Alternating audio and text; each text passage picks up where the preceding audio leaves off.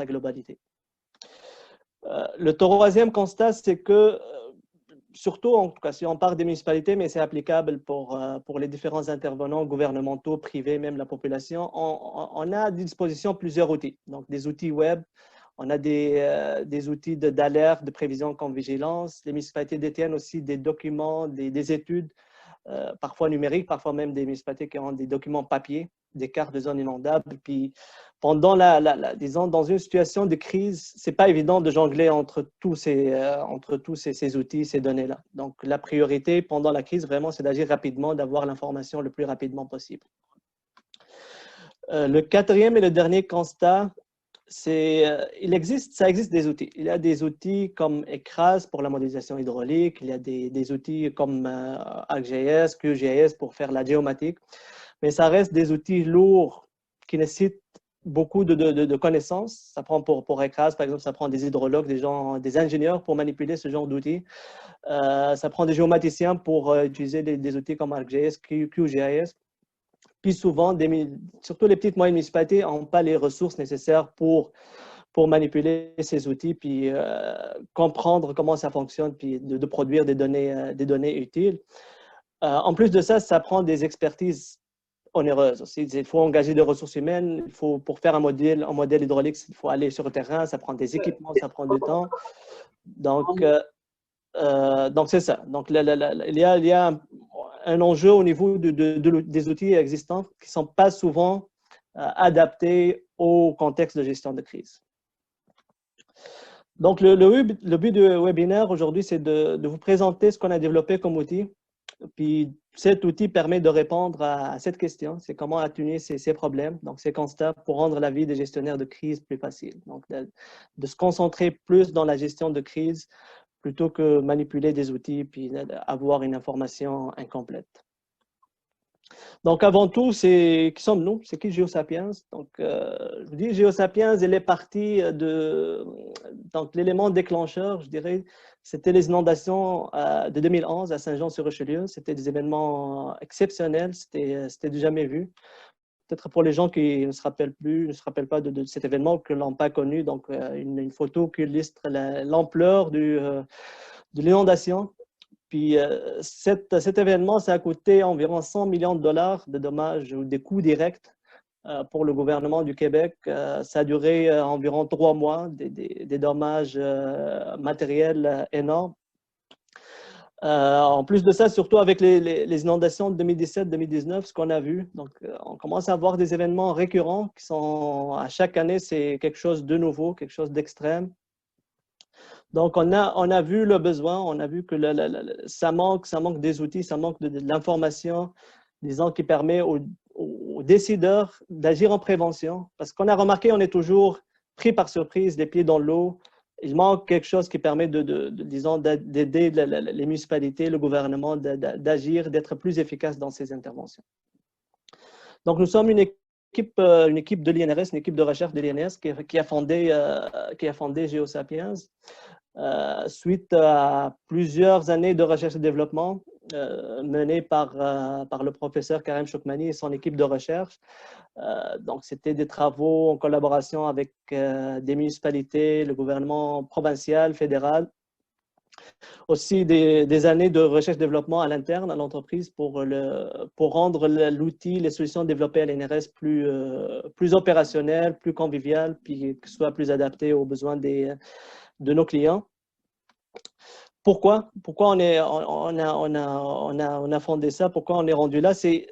Comme j'ai dit, on a remarqué qu'il y a un besoin, il y a un gap entre la science. Il y a beaucoup de choses qui se développent, des méthodes, des algorithmes, des outils, mais c'est pas souvent transféré et utilisé par les municipalités, les utilisateurs finaux. Donc, le but, c'était de vraiment remplir ce gap entre la science qui est développée et les utilisateurs finaux en simplifiant les modèles disponibles puis en offrant des solutions qui sont adaptées aux besoins des municipalités. Donc, comme entreprise, notre mission, c'est d'aider notre société à réduire les coûts des inondations. Ici, le terme coût, c'est très large, ce n'est pas seulement les coûts économiques. Donc, certainement, on a souvent focusé sur les coûts économiques, dommages, puis les statistiques associées à ça. Mais derrière chaque inondation, il y a des coûts sociaux, des coûts psychologiques sur la population qui ont un effet à très long terme. On l'a vu en 2019, par exemple, à Sainte-Marie ou à Sainte-Marthe-sur-le-Lac, c'est des drames humains. Donc, c'est des impacts psychologiques qui vont durer, malheureusement. Il y a aussi des coûts environnementaux qui sont souvent négligés dans le processus de gestion de crise. Puis les inondations ont des impacts environnementaux désastreux, donc sur la biodiversité, sur la qualité de l'eau, la qualité du sol, sur nos écosystèmes. Donc, vraiment, c'est de dresser ou apporter une solution pour réduire tous ces coûts. Donc, disons, la signification la plus large du terme coût.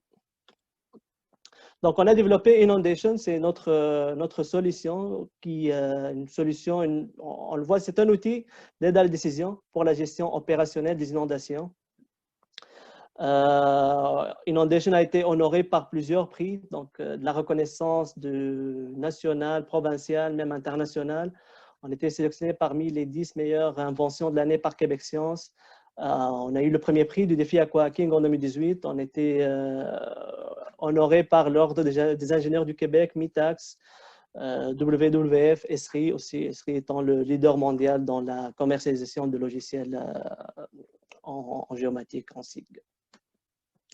Donc, voici un aperçu rapide de la solution. Donc, Inundation, c'est une plateforme web donc, qui peut être utilisée sur n'importe quelle plateforme, finalement, soit en bureau avec un laptop, soit en cellulaire sur terrain ou avec le contexte actuel même de la maison. Donc, avoir une connexion Internet, puis c'est tout. Donc, avoir un accès rapide à la solution. C'est une interface très conviviale, simple à utiliser. Ça a été pensé pour que ce soit vraiment très intuitif à utiliser. Donc, un genre disons, de simplicité comparable à Google Maps. C'est très intuitif, on n'a pas besoin de prendre beaucoup de temps à se former là-dessus. Puis, l'avantage aussi, ce qu'il offre, c'est une information centralisée. Donc, toute l'information nécessaire pour prendre une décision en matière de gestion de risque, elle se trouve dedans. Donc, on n'a pas besoin d'aller chercher des cartes ou des outils à l'extérieur de la solution Inundation. Donc, Inundation dresse le risque dans sa globalité. Comme on a vu au début, on est souvent concentré sur l'aspect aléa. C'est important, c'est nécessaire, il faut l'intégrer dans l'évaluation du risque. Inundation permet une cartographie dynamique des inondations, donc pour n'importe quel scénario, donc n'importe quel débit, niveau d'eau, n'importe quelle récurrence, on peut avoir une cartographie, une carte de zone inondable. L'avantage aussi, c'est une cartographie rapide, donc on n'a pas besoin d'aller sur le terrain, prendre des mesures, faire des campagnes de terrain, c'est très peu coûteuse aussi par rapport aux méthodes conventionnelles, donc la modélisation hydraulique conventionnelle. Juste pour vous donner un ordre de grandeur, ça coûte entre 10 000 $ et 50 000 $ pour faire 1 kilomètre linéaire de rivière avec la modélisation hydraulique conventionnelle. Donc, c'est beaucoup d'argent, beaucoup d'efforts à investir. La deuxième composante, c'est les enjeux. Donc, les enjeux qui sont caractérisés par leur vulnérabilité, qui peut être réduite par leur résilience. Donc, il y a deux éléments importants. Grâce à Inundation, donc, ce qu'on peut faire, c'est évaluer les conséquences de ces enjeux. Donc, si on parle enjeux, on parle de la population, les bâtiments, les infrastructures essentielles, le réseau routier. Donc, évaluer, caractériser leurs risques pour augmenter la résilience de ces enjeux. On a développé un système d'alerte. Donc, ça permet d'envoyer des alertes à la population, aux intervenants sur terrain. Et aussi, l'outil apporte une recommandation en matière de mesures de protection. Donc, c'est quoi le nombre de sacs de sable nécessaires pour se protéger, où les placer, c'est quoi la digue optimale, donc si on utilise des digues temporaires ou des digues gonflables. Donc, elle apporte toute cette évaluation de la vulnérabilité, puis en termes aussi d'adaptation et de résilience.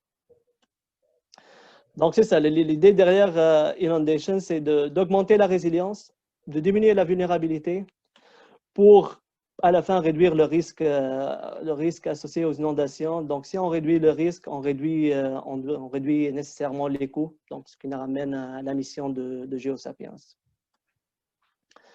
Donc, je vous propose de passer à une démonstration. Je pense vous êtes curieux de savoir comment ça fonctionne un peu. Donc, j'ai prévu un peu de temps pour une petite démonstration. Puis comme on l'a vu dans le titre, donc on va se focuser plus dans la région des deux montagnes. Donc je vais déplacer ça. Donc ça, c'est l'interface principale de Inundation. On voit ici... HM, on voit encore ta présentation PowerPoint. Ah oui, c'est vrai. Voilà, parfait. C'est parfait, merci. Donc, c'est ça. Donc, voici l'interface principale de Inundation. Donc, vous allez voir, c'est très, très intuitif, très facile à utiliser. Il y a deux modes d'utilisation principalement de l'outil. Donc, il y a un mode plus manuel grâce à un curseur qui permet disons, de choisir le niveau d'eau qu'on veut simuler, donc du lac. Pour les rivières, ça sera plus le débit. Donc, on peut choisir selon le besoin un débit de rivière ou un niveau de la rivière, même au niveau de lac. Donc, ici, on va aller plus dans le secteur de Vaudreuil. Donc, pour chaque scénario, pour chaque niveau d'eau, on peut avoir une cartographie des zones inondables, donc de façon dynamique. Donc, ça se met à jour rapidement. L'avantage de cette fonctionnalité, c'est le fait de pouvoir justement de simuler n'importe quel scénario, un scénario passé, un scénario actuel, peut-être un scénario futur, un scénario extrême. Parfois, c'est bien de se préparer pour des événements qui sont rares. On l'a vu, on a eu des événements rares. Donc, ici, par exemple, au lac de montagne, on peut aller chercher n'importe quel niveau. Ce qu'on a eu en 2017, c'était 2019 plutôt, 24,7 environ de niveau d'eau. On peut simuler un niveau d'eau plus que ça, puis savoir ça sera quoi l'ampleur de la situation. Si jamais ça arrive, on aura un 25,2 mètres, par exemple. Ça sera ce qui sera à risque, c'est quoi l'étendue d'inondation, puis aussi c'est quoi la profondeur d'eau en tout point. Donc, dans tout le secteur, si vous voyez la gradation de couleur, c'est associé à la profondeur d'eau. Un deuxième mode d'utilisation, c'est plus un mode gestion de crise. Donc, ce mode permet d'avoir plusieurs types d'informations. Le premier, c'est d'avoir un événement de référence. Donc, on se rappelle tous 2019, voici notre événement de référence. On veut se comparer à cet événement. On peut avoir la simulation d'avoir la cartographie de la situation d'hier. Donc, on a le niveau d'eau d'hier, on va aller chercher cette information, puis on va la ramener à l'outil pour produire une carte avec. En temps réel, qu'est-ce que ça se passe en temps réel? Puis l'avantage d'avoir cette information, ce qu'on fait présentement pour le temps réel, on envoie des avions, on envoie des équipes sur terrain, on envoie des drones. Avec l'outil, avec Inundation, on n'a pas besoin de le faire. Puis je vais vous montrer des exemples par rapport au niveau de la précision de la cartographie. Donc, c'est très, très précis. Ce qu'on peut avoir, c'est la prévision 1 jour, prévision 3 jours. Donc, en ayant l'information par rapport les zones inondables à 3 jours d'avance, on peut se préparer, informer la population, évacuer, mettre en place le plan de mesures d'urgence. Peut-être pour revenir au mode manuel, ce qu'on peut faire aussi, c'est la formation des équipes, faire des exercices sur terrain. La communication, c'est un très bel outil de communication. C'est la sensibilisation aussi de la population. Donc, le fait de leur présenter visuellement, ce sera quoi le risque dans un scénario donné, que ce soit passé ou futur.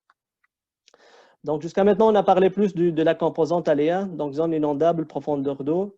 Ce que l'outil permet d'ajouter aussi, on va mettre un scénario peut-être plus élevé pour avoir une meilleure idée de différentes fonctionnalités. Donc, la première chose, c'est l'évaluation des risques pour les bâtiments. Donc, ici, ce que vous voyez, c'est tous les bâtiments qui sont à risque dans la zone inondable, avec un code de couleur. Donc, les maisons en rose sont des maisons isolées. Donc, une maison isolée, elle n'est pas inondée, mais elle est à risque quand même. Donc, si on parle d'une résidence de personnes âgées qu'il faut évacuer, il faut prévoir ou se préparer pour aller sur terrain. Donc, le jaune correspond aux maisons qui sont avec un sous-sol inondé. Les maisons en rouge correspondent aux maisons qui ont un premier plancher inondé. Donc, un sous-sol et premier plancher inondé. Et pour chaque maison, on a l'information de la hauteur d'eau. Donc, c'est quoi la hauteur d'eau au niveau du terrain? C'est quoi le nombre de personnes à évacuer? C'est quoi le nombre de sacs de sable pour se protéger? Puis le contact de la personne si on veut le contacter directement. À part disons, les bâtiments résidentiels, il y a une évaluation plus précise pour les services essentiels. Donc, on voit ici, ça, c'est une école. Ouais, ça, c'est une école. Donc les éléments ou disons, les infrastructures essentielles, les services essentiels sont mis de l'avant. Une école, donc ici, elle est à risque. Donc, il faut se préparer, prendre les mesures nécessaires en conséquence. Ici, c'est un service de santé. Ici, c'est une garderie. Aussi, on intègre d'autres services comme ici, c'est une station de service. Puis, on sait bien, une station de service, c'est un service essentiel, mais aussi, il y a un impact environnemental désastreux qui peuvent être causés à cause d'une station de service. Donc, d'abord, si on met un scénario très extrême, on voit que ce genre de station, il est à risque finalement. Donc, il faut avoir en tête c'est quoi le plan qu'on va mettre si dans 3 jours, cette station de service sera inondée. Donc, c'est quoi les mesures, c'est quoi les dégâts à mettre en place, comment informer le propriétaire, etc. Donc, c'est ça pour les bâtiments. En plus des bâtiments, on a l'information sur les routes, donc le niveau d'accessibilité des routes. Peut-être on va baisser un peu le niveau. Donc, pour chaque route, on évalue disons, le risque pour chaque tronçon de route avec un code de couleur. Ce qui est en jaune, c'est les routes qui sont inondées, mais qui restent encore praticables par les voitures avec le niveau d'eau au niveau de la route, le niveau d'eau maximal et la longueur du tronçon de la route. Pour les routes qui sont en orange, sont inondées, mais ils sont seulement accessibles par les véhicules d'urgence. Pour les bâtiments, pour les routes qui sont en rouge, ne sont pas praticables. Donc, ils ne sont pas accessibles. Ça prend un bateau pour aller dans un secteur donné. Donc, là, même pour les véhicules d'urgence, ne sont pas accessibles. L'autre information qu'on peut visualiser, c'est plus pour les sacs de sable ou pour les barrières anti-inondation. Donc, pour chaque bâtiment qui est à risque, donc l'outil permet d'évaluer d'abord l'emplacement des sacs de sable ou les installer parce que ce qu'on voit, généralement, on fait le tour du bâtiment, mais ce n'est pas souvent nécessaire de faire le tour. Donc, ici, ça nous donne l'information sur l'emplacement des sacs de sable. Et aussi, c'est quoi la quantité de sacs de sable à mettre en place, si on a des sacs de sable, ou aussi, c'est quoi les dimensions d'une digue temporaire, une digue gonflable, une digue en béton, etc. Donc, on a l'information sur la hauteur d'eau maximale, par exemple, pour le bâtiment sélectionné. Et c'est quoi la dimension de la digue qu'on va mettre en place. Par exemple, si on a mis disons des modèles fixes, une barrière à 80 cm. Puis, c'est quoi la longueur de cette digue. Donc, pour chaque bâtiment, on a l'information, puis que soit envoyé en avance. C'est ça le but, toujours, vraiment d'avoir cette information en avance pour protéger les bâtiments et les infrastructures. En parlant des sacs de sable et des barrières anti-inondation, parfois, ou souvent peut-être, c'est plus intelligent de couper l'eau à la source. Donc, plutôt que protéger chaque bâtiment, c'est d'identifier les points d'entrée d'eau, puis couper l'eau à cet endroit.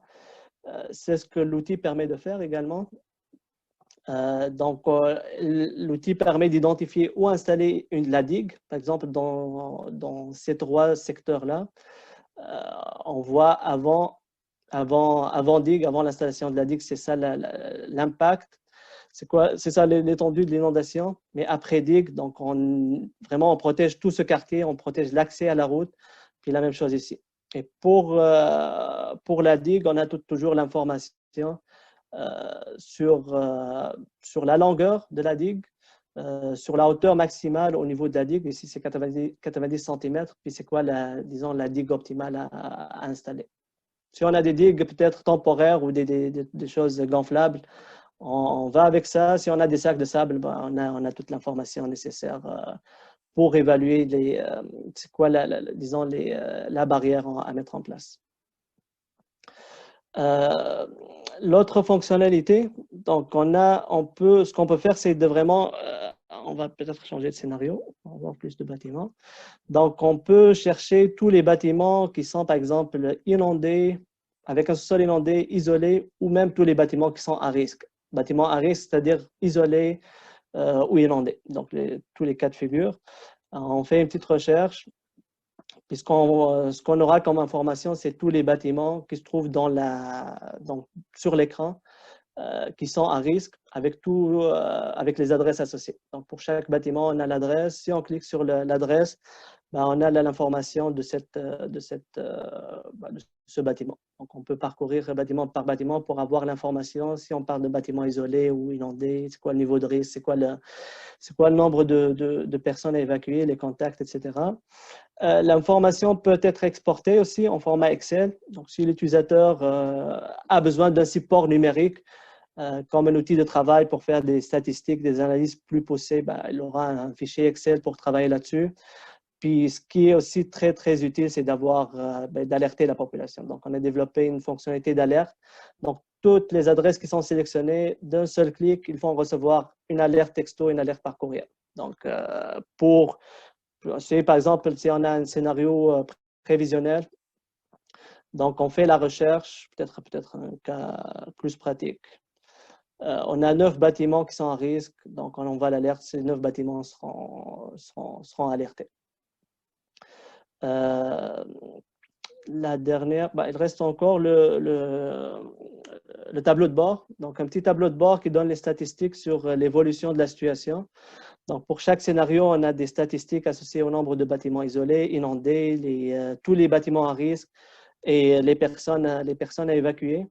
Et pour chaque statistique, on peut afficher un graphique qui montre l'évolution de cette statistique par rapport au niveau d'eau. Donc, on a le niveau simulé, c'est la ligne bleue. Donc, si on change la ligne bleue, ça va se mettre à jour.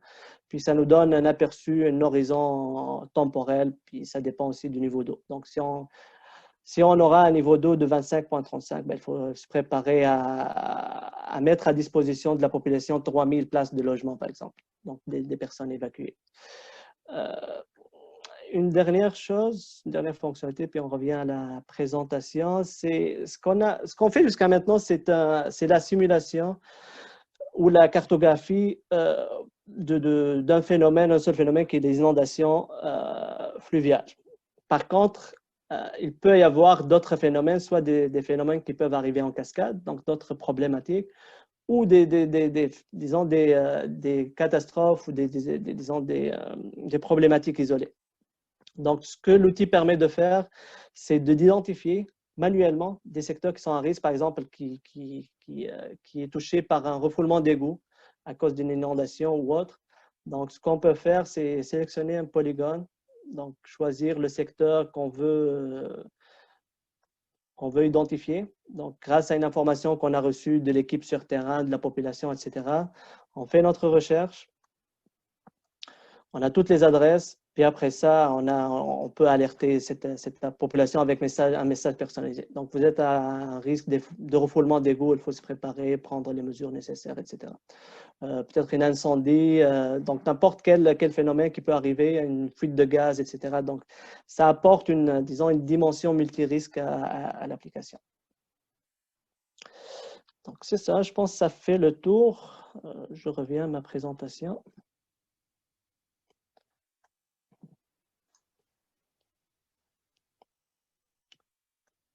Et voilà. Donc là, j'imagine que vous voyez ma présentation. Hein? Oui, c'est bon. Donc, la question qui se pose, puis nous l'avons nous-mêmes posée, donc parce qu'on fait la simulation, on produit des cartes, mais c'est quoi le niveau de précision de ces cartes? Parce qu'on ne va pas donc je répète, c'est 100% du calcul. On ne va pas sur le terrain, on ne prend pas des mesures sur terrain, c'est un algorithme qui fait de la simulation. Donc, ce qu'on a fait, on a comparé notre cartographie, donc obtenue à partir d'inondations, avec la photographie aérienne qui a été prise pendant les inondations de 2019 sur le lac des Deux-Montagnes. Puis on est chanceux, en 2019, les inondations ont été très, très bien documentées. C'est beaucoup de données c'est utile pour tout le monde, en tout cas, pour développer des modèles, pour valider ce qu'on a comme données, comme outils. Donc, c'est ça. Ce qu'on a fait, on a comparé nos simulations par rapport à la réalité, ce qui s'est passé réellement sur terrain. Donc, ça, c'est un premier exemple. Donc, ce que vous voyez, la ligne turquoise, la ligne bleue turquoise, c'est notre cartographie, donc la délimitation de la zone inondable à partir d'inondation. Puis la photo en background, c'est la photo prise par l'avion. Donc ici, c'est un exemple sur l'île Cadieux, au lac des Deux-Montagnes, toujours. Donc, on voit très bien que la ligne trace très bien l'étendue de l'inondation. On voit ici le contraste entre le gazon et l'eau, puis ça trace avec une très haute précision ce qui se passe réellement sur terrain. Un autre exemple à Saint-Joseph-du-Lac, au nord du lac des Deux-Montagnes. Puis la même chose, ça trace avec fidélité ce qui s'est passé réellement sur terrain. Ici, c'est à l'île Roussin, au nord-est du lac. On voit très bien que l'accès est coupé ici. Donc, c'est ce que la simulation donne justement. Un dernier exemple sur Terrasse Vaudreuil. Puis la même chose, ici on voit que ça reprend exactement l'étendue de l'inondation. Ici on voit la route qui est inondée, puis on retrace exactement l'étendue. Ce qui est utile aussi, c'est que parfois, même avec la photographie aérienne, on n'est pas capable d'interpréter l'étendue de l'inondation. Comme ici, c'est une zone plus boisée. Donc, avec la photo, vraiment, on ne peut pas savoir si c'est inondé ou non. Avec Inondation, on est capable donc grâce à la simulation produite, on est capable de savoir si elle est réellement inondée ou non. Donc, pour récapituler, donc, Inondation, c'est comme j'ai dit au début, c'est un outil d'aide à la décision pour les décideurs. On n'est pas là vraiment pour remplacer les gens sur terrain, leur expertise, les outils existants. C'est vraiment un outil de plus pour les aider. L'avantage, c'est un outil intégré, donc toute l'information est centralisée. Ça aide les décideurs dans la gestion opérationnelle des inondations. Et ce n'est pas seulement un outil pour le printemps seulement. Donc, ce n'est pas à 2 semaines de la crue printanière qu'on commence à utiliser, c'est un outil de planification. Donc, c'est très utile pour la formation, pour les pratiques pré-saison, comme j'ai dit, même pour la communication avec la population, la sensibilisation. Elle est très utile aussi pour la prévention. Donc, grâce au système d'alerte, grâce à l'information sur les mesures de mitigation à mettre en place et en intervention. Donc, en ayant l'information, qui sera touché, à quel moment, à quelle ampleur, c'est quoi disons, le type d'occupation d'un bâtiment donné si on parle de personnes âgées, d'enfants, etc. Donc, donc, les gestionnaires de crise ou les équipes sur terrain peuvent optimiser leur intervention, optimiser l'utilisation des ressources humaines, financières, matérielles, puis d'agir plus efficacement. Donc, l'avantage de Inondation, principalement, c'est d'agir en prévention. Donc, c'est ça vraiment la grande plus-value. Donc, on ne va pas être les pieds dans l'eau, d'être surpris par l'inondation. Agir en prévention, ça permet certainement d'assurer la sécurité de la population, qui est toujours la priorité, de réduire les coûts économiques, sociaux, environnementaux des inondations, et aussi d'éviter des pertes de revenus. Donc, si on parle de compagnies privées, de commerce qui se trouvent dans des zones inondables, d'être inondé, ça cause souvent des pertes de revenus, donc l'arrêt de l'activité. Également pour les municipalités, si une maison est inondée à perte totale, elle est démolie, c'est une perte directe de revenus pour la municipalité. Donc, d'avoir l'information en avance, de prendre les mesures nécessaires, ça permet de protéger la population et aussi de protéger les sources de revenus d'une municipalité. Pour la prochaine étape, donc, le contexte, comme j'ai dit, on est devant un vrai besoin, puis on n'est jamais épargné d'une inondation. Cette année, on était chanceux, l'année dernière, on ne sait pas, on ne l'espère pas certainement, mais ça peut arriver à tout moment, on ne sait pas, on a vu 2017-2019 des inondations du jamais vu.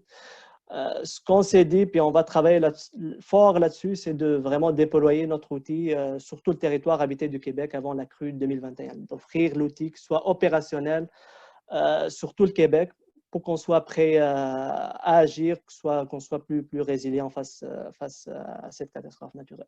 Surtout dans le contexte auquel on est, le contexte de pandémie, où chaque action compte. Vraiment, en tout cas, comme j'ai dit, on était chanceux cette année, mais j'espère que d'ici le printemps, cette pandémie va partir. Mais il faut garder toutes les chances de notre côté. Donc voilà, merci pour votre attention. En tout cas, si je vous laisse toutes mes coordonnées, nos sites web, nos médias sociaux. Donc, je vous invite à nous suivre. Puis on aura de très bonnes nouvelles pour le Québec, pour le Canada dans quelques prochains mois. Merci. Parfait, merci beaucoup à toi, Hachem. Une présentation, une démonstration très éclairante, puis très impressionnante aussi.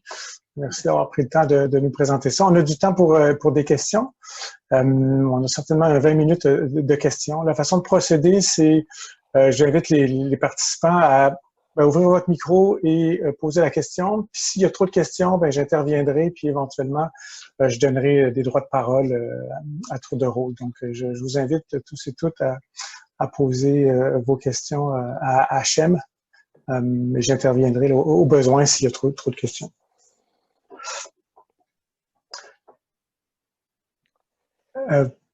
S'il n'y a pas de questions, est-ce qu'il y a des questions? J'essaie de voir. Vous pouvez aussi envoyer vos questions par le biais de la conversation privée, puis je pourrais toujours lire la question si vous voulez. C'est une autre façon de procéder. Sinon, Hachem, je voudrais te poser une question. Je vais utiliser mon droit de parole pour te demander. C'est un outil impressionnant. Vous avez fait des validations sur la cartographie. Puis je me demandais si vous aviez, si le système était fonctionnel dans certaines municipalités. Est-ce qu'il y a des utilisateurs qui l'ont utilisé? Puis quel est le retour que vous avez sur l'utilisation dans la prévention, certainement? Oui, le cœur de Inundation a été développé, comme j'ai dit au début, à l'INRS, puis ça a été développé avec des municipalités, vraiment des municipalités, même Saint-Jean-sur-Richelieu, des municipalités sur la Petite Nation. Puis on est parti du besoin, puis on a exploité leur feedback. Donc leur feedback là-dessus pour que ce soit vraiment répond à leurs besoins spécifiques. Comme entreprise, présentement, nous sommes en travaillant en partenariat avec des municipalités, ce sont des projets en cours. Mais en tout cas, c'est un travail continu. Donc, même pour les municipalités, on est en contact avec plusieurs, présentement au Québec, même en Ontario. Puis le but, c'est toujours d'être en évolution continue, de répondre le plus, en tout cas, de répondre aux besoins spécifiques de chaque municipalité. Puis aussi, quelque chose que je n'ai pas mentionné, ce n'est pas seulement pour les municipalités. Il y a le secteur privé, le secteur de l'assurance, les citoyens qui peuvent, donc que l'outil peut leur apporter plusieurs réponses à leurs questions. Merci Hachem. J'ai deux questions ici. Une première de Marie-Josée. Quelles sont les conditions d'utilisation, coût, licence? Puis quels sont les endroits où c'est fonctionnel en ce moment? Oui, par rapport au coût, donc ça dépend, c'est au cas par cas vraiment. Ça dépend de la municipalité, ça dépend du territoire qu'on veut couvrir. Ce n'est pas des centaines de milliers de dollars, je dis un ordre de grandeur, c'est entre quelques milliers de dollars à quelques dizaines de milliers de dollars. Ça dépend de la taille de la municipalité, des besoins, les fonctionnalités qu'on veut mettre en place. S'il y a un besoin spécifique, c'est sûr, on va regarder ça, puis on revient là-dessus. Par rapport où c'est fonctionnel. Là, présentement, le lac des Deux-Montagnes, donc tout le lac est opérationnel, donc la solution est opérationnelle sur tout le lac. Présentement, on travaille petit à petit à couvrir le territoire. Donc, l'Outaouais, on est en train de travailler là-dessus, c'est proche de la fin. On a travaillé sur la région de Québec. On travaille aussi présentement un projet pilote en collaboration avec la firme Hydrométéo, donc un projet sur la rivière de l'Assomption. Donc c'est ça, on essaie, comme j'ai dit, d'ici, on travaille fort pour que d'ici 2021, on couvre tout le Québec. Donc l'outil sera opérationnel partout. Si une municipalité ou une organisation a un besoin spécifique dans un secteur donné, c'est sûr, on va le prioriser. Donc, on va travailler pour mettre en place toute la donnée nécessaire puis déployer l'outil rapidement. Parfait, merci. J'ai trois questions en attente, donc deux qui sont peut-être plus techniques. Je vais te les poser en même temps. Il y en a une, comment avez-vous quantifié les débits d'eau dans les simulations? Puis il y en a un autre qui demande est-ce que l'outil s'appuie sur les données LIDAR? Comment les débits sont utilisés, générés? Est-ce que c'est basé sur les données LIDAR? Oui, pour la première question, pour les débits, on utilise des données du gouvernement. Donc, on va aller chercher les données mesurées ou prévisionnelles du gouvernement, du CHQ, par exemple.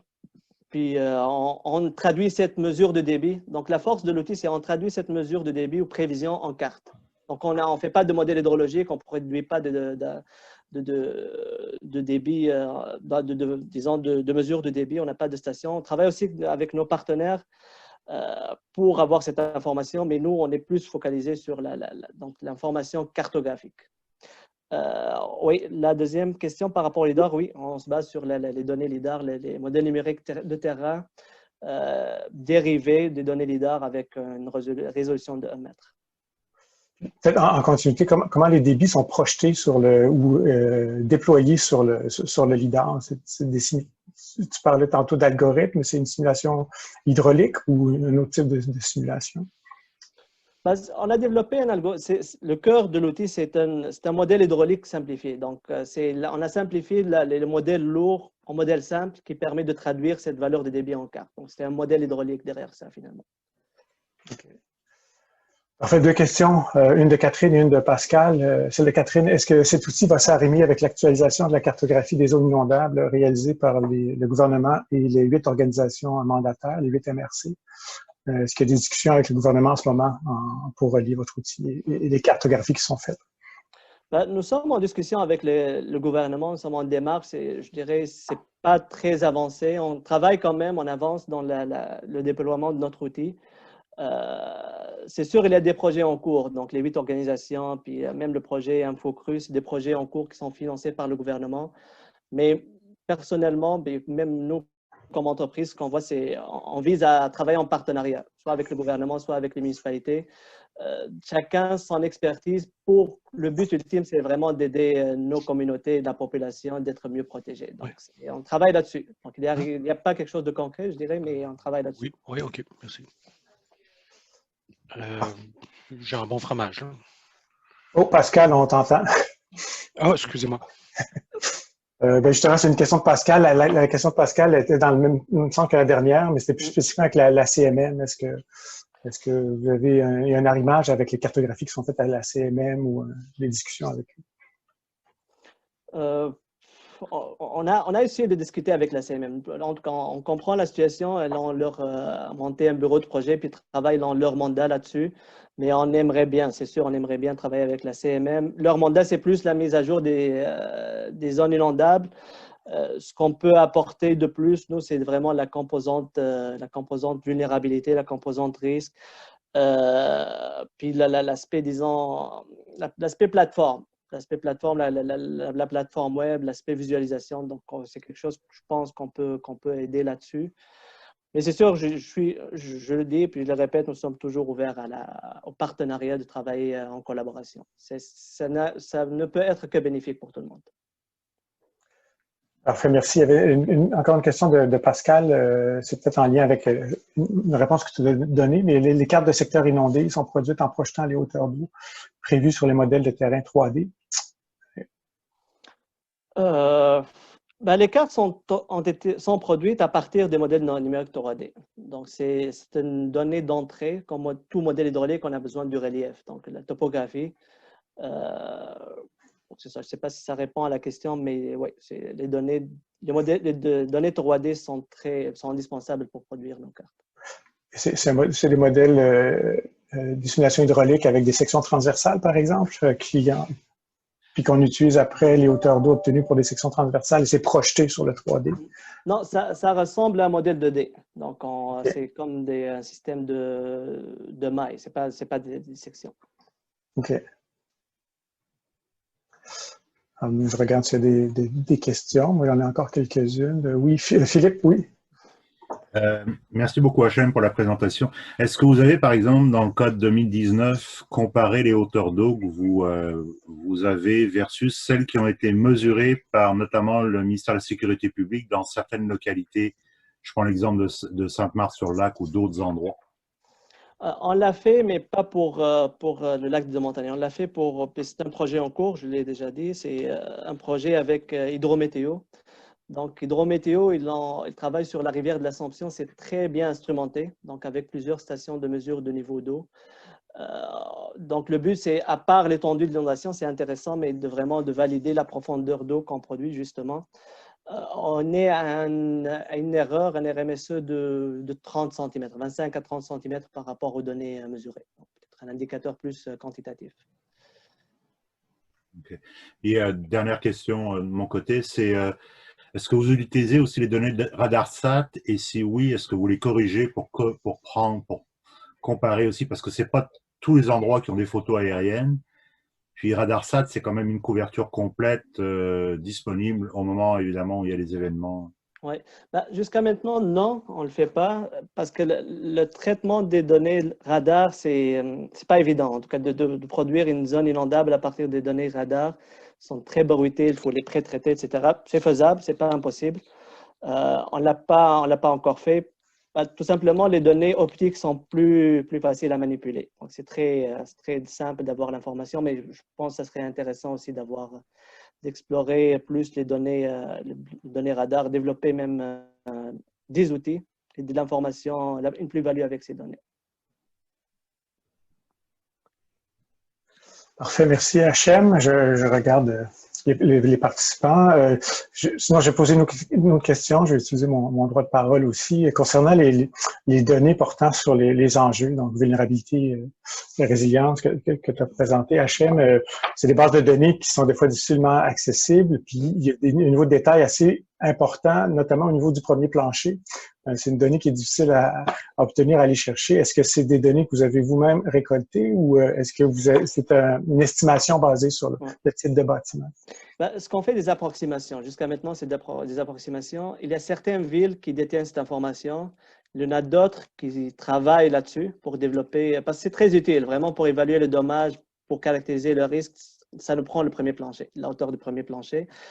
Mais ce que j'ai montré, c'est de données approximatives. C'est vraiment avec des approximations qu'on fait selon la typologie des maisons. Okay. C'est un luxe qu'on peut aller chercher. Donc, c'est pas même l'information inondée, pas inondée, isolée. Parfois, c'est assez. Hein? Pas besoin d'aller chercher plus de précision si disons le sous-sol, le premier plancher inondé. Oui, parce que les données le premier plancher, c'est souvent pour estimer des coûts, souvent. Exactement, c'est bien ça. Ouais. OK, je regarde. S'il n'y a pas d'autres questions, j'en ai une autre concernant l'ambition de faire une cartographie à l'échelle du Québec habité. Comme tu sais, HM, il y a des types d'inondations qui sont très diversifiés au Québec. Là, ce que je comprends, c'est que c'est surtout pour les inondations en eau libre. Est-ce qu'il y a une réflexion pour intégrer des composantes? Il y a d'autres types d'inondations, comme les inondations par embarque? Ouais. Ça, c'est des projets de plus R&D. On travaille là-dessus, même avec l'INRS. Il y a des projets en cours. On travaille en collaboration étroite avec l'INRS. Le but, même nous, comme entreprise, c'est de valoriser les travaux de recherche parce qu'il y a beaucoup, comme j'ai dit, il y a beaucoup de choses très intéressantes, très utiles qui sont développées dans les universités, mais parfois, peut-être souvent, malheureusement, ça reste dans les tiroirs de chercheurs. Donc, l'idée est vraiment de valoriser ça, de les rendre accessibles. Pour répondre à ta question sur les embâcles, oui, vraiment, c'est quelque chose de très fréquent au Québec, c'est problématique, on s'entend. Il y a aussi les inondations urbaines aussi, donc le refoulement d'égouts qui est un gros problème, surtout dans les grandes villes. Les inondations côtières aussi, donc c'est certain. Donc, comme entreprise, on ne va pas s'arrêter là. Donc, c'est sûr, on va diversifier, on va essayer de couvrir tous les types de catastrophes naturelles à certains moments, mais au moins de couvrir tous les types d'inondations dans les prochaines années. Parfait. Mais ce que je comprends, c'est dans l'outil, le polygone qu'on peut redéfinir, ça permet d'identifier des zones qui ne sont pas couvertes par une inondation en eau libre, par exemple. Ouais, si on a des informations externes qui nous permettent d'identifier une zone en bac ou une zone de submersion côtière, ça pourrait être utilisé de cette façon. Pour l'embâcle, on ne fait pas de prévision jusqu'à maintenant, mais ce qu'on peut faire, si on a le niveau d'eau causé par l'embâcle, on peut le simuler avec l'outil. Donc, l'outil, on choisit le bon niveau d'eau, ça va se traduire en carte. C'est faisable, ce n'est pas le même niveau de performance par rapport à l'inondation en eau libre, mais ça donne quand même une alternative. Oui. Merci. Une question de Manel. Pourriez-vous offrir une simulation pour une section d'un secteur inondé pour encourager la municipalité? On est ouvert à toutes sortes de collaborations. C'est sûr, là, en tout cas, je l'annonce, s'il y a un besoin spécifique, puis on peut trouver un moyen de travailler ensemble. L'idée, je dis, même les prix que j'ai dit, peut-être pour des cas spécifiques, il y aura des prix, c'est vraiment très, très symbolique par rapport à ce que l'outil offre et par rapport aux dommages qu'on peut épargner à court et à long terme. Mais si des municipalités intéressées, on est ouvert à collaborer ensemble, on trouvera la bonne formule pour travailler ensemble. Ça, c'est certain.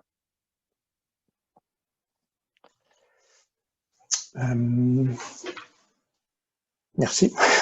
Est-ce qu'il y a d'autres questions? Je regarde les participants. Peut-être que j'en ai encore une dernière dans cette optique où il y a une cartographie, où vous visez faire une cartographie à l'échelle du Québec habité. Ce que je comprends, c'est que c'est une initiative de votre côté et non pas les demandes de l'ensemble des municipalités du Québec habité. Fait que vous produisez un outil en avance, c'est ce que je comprends. Ben, exactement, parce qu'il y a les besoins des municipalités, ça fait partie de nos marchés cibles, mais il y a d'autres marchés qui sont potentiels pour nous. Le gouvernement du Québec, ça peut être parmi nos clients, les utilisateurs. Il y a le secteur de l'assurance, le secteur de l'immobilier, les citoyens. Donc, ce n'est pas seulement pour les municipalités. Donc, parce que le but, je te dis, à long terme, dans les 3 prochaines années, c'est de couvrir tout le Canada. Donc, surtout pour les compagnies d'assurance, c'est une information, je dirais, indispensable pour offrir des primes d'assurance à leurs clients. Ça, c'est un autre débat, on pourra en parler.